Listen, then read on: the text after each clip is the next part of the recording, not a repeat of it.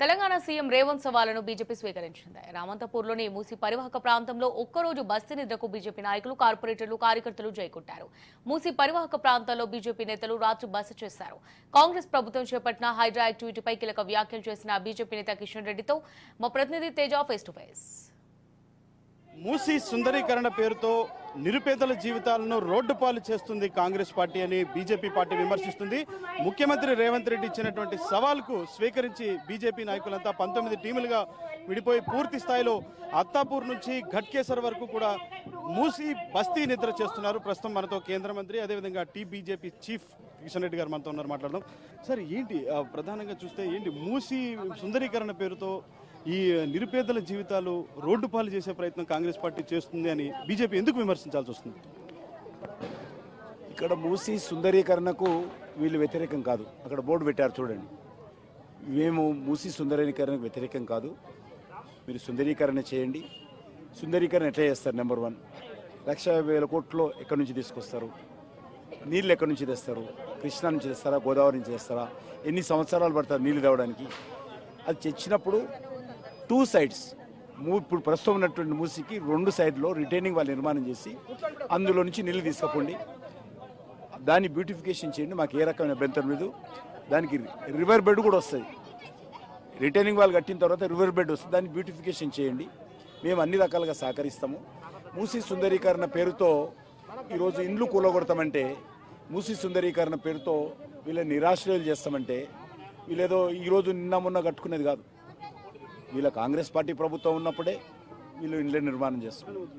ఇక్కడ వీళ్ళందరికీ house tax వసూలు చేస్తున్నారు, వాటర్ కనెక్షన్ ఇచ్చారు, డ్రైనేజ్ కనెక్షన్ ఇచ్చారు, ఎలక్ట్రిసిటీ కనెక్షన్ ఇచ్చారు, రేషన్ కార్డు ఇచ్చారు, ఆధార్ కార్డు ఇచ్చారు, ఓటర్ ఐడి కార్డు ఇచ్చారు, వీధి లైట్లు వేశాము, సిమెంట్ రోడ్లు వేశాము, కమ్యూనిటీ హాల్స్ కట్టాము, అంగన్వాడీ స్కూల్స్ కట్టాము, సబ్ స్టేషన్స్ పెట్టాము, ఇక్కడ దేవాలయాల నిర్మాణం జరిగినాయి, మసీదుల నిర్మాణం జరిగినాయి.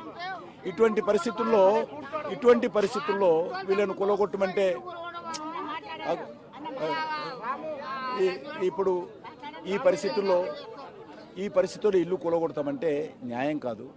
పేదవాళ్ళు మన వాళ్ళే. నువ్వు ఎవరి మీద బుల్డోజర్ ఎక్కిస్తా అంటావు? బుల్డోజర్ ఎక్కిస్తా, తొక్కిస్తా, ఎవడడ్డొస్తాడో అంటే పేదవాళ్ళ మీద యుద్ధమా? పేదవాళ్ళు ఇల్లు కొలగొట్టడం కోసం నేను ముఖ్యమంత్రి చేసింది.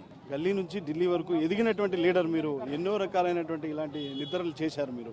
కానీ ఒక్కరోజు నిద్ర చేసి చూడండి అని చెప్పి ముఖ్యమంత్రి రేవంత్ రెడ్డి బీజేపీ పార్టీ నాయకులకు ఒక సవాల్ విసిరారు. అసలు ఆ సవాల్ని ఎలా చూస్తున్నారు? ఒక్కరోజే కాదు, ఆయన 3 నెలలు కూడా అంటున్నాడు. 3 నెలలు కూడా ఇక్కడ నా ఇల్లు షిఫ్ట్ చేసుకుంటా నేను. మా పేద ప్రజల కంటే అంతకంటే జీవితంలో ఇంకోటి ఉండదు.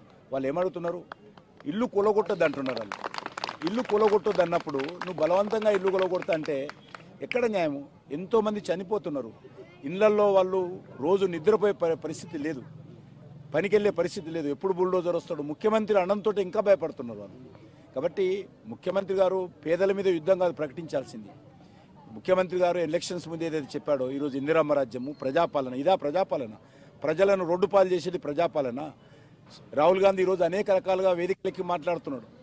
ఈరోజు ఒకసారి తులసిరామ్ నగర్, మూసీ పారివాహక ప్రాంతంలో బస్తీల్లో పేద ప్రజల కష్టాడడానికి రావాలైనా, ఆయన రాకుండా ఈరోజు అనేక రకాల అడ్డందిడ్డంగా మాట్లాడుతున్నాడు. కానీ కర్ర ఇరగదు, పాము చావదు అన్నటువంటి చందంగా కూడా బీజేపీ వ్యవహరిస్తుందని కూడా కాంగ్రెస్ నాయకులు మీ పైన విమర్శలు చేస్తున్నారు. అంటే రెండు స్టాండ్లు చెప్తున్నారు. ఒకటే స్టాండ్ అది. మూసీ బ్యూటిఫికేషన్ చేయండి, నా సహనాన్ని నిలవండి. నేను కూడా శ్రమదానం చేస్తా. మా బస్తీలో పేద ప్రజలందరూ శ్రమదానం చేస్తాము. మేమందరం కూడా ఇంటింటికి డబ్బులు చందా వేసి కూడా ఆయన 1,50,000 కోట్లకు అదనంగా ఇస్తాం. ఫైనల్గా చెప్పండి సార్, ఈ మూసీ బస్తీ నిద్ర ద్వారా ఏం సంకేతం ఇవ్వబోతున్నారు? నేను ప్రజలకు ధైర్యం చెప్పడం కోసం వచ్చాను. అలా భయపడుతున్నారు, గుండెపోటు వచ్చి చనిపోతున్నారు అనేక బస్తీల్లో. నేను కార్వా నుంచి, లంగరౌజు నుంచి చూస్తున్నాను. అనేక బస్తీలలో ఎక్కడ వెళ్ళినా భయపడేటువంటి పరిస్థితి ఉన్నది.